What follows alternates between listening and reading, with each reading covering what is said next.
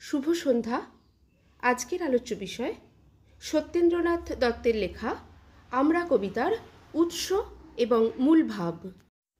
আমরা কবিতার উৎস সত্যেন্দ্রনাথ দত্তের লেখা কুহু ও কেকা কাব্যগ্রন্থ থেকে আমরা কবিতাটি গৃহীত হয়েছে।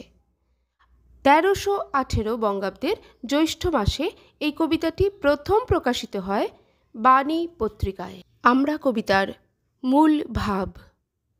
ছন্দের জাদুকর সত্যেন্দ্রনাথ দত্ত আমরা কবিতার মধ্য দিয়ে বাঙালির জীবনের গুণগান অর্থাৎ প্রশস্তি করেছেন।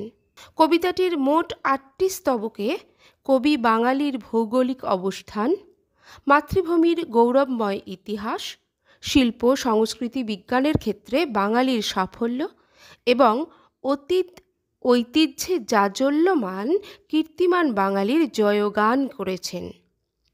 কবির দৃঢ় বিশ্বাস যে বাঙালির এই খ্যাতি ও সাফল্য চিরদিন একই ধারায় প্রবাহিত হতে থাকবে। বিধাতার আশীর্বাদে বাঙালি একদিন সমগ্র বিশ্বভুবন জয় করবে আপন কীর্তি ও গৌরবময় কার্যকলাপের মধ্য দিয়ে।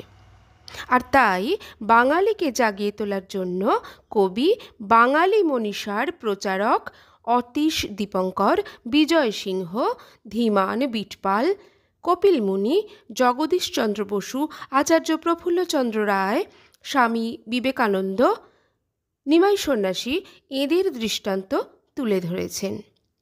কবি দেখাতে চেয়েছেন আগাগোড়া লড়াকু বাঙালি কখনও অবহেলিত নয়, বরং মহামারীতেও বাঙালি তার অস্তিত্ব টিকিয়ে রাখতে সক্ষম হয়েছে।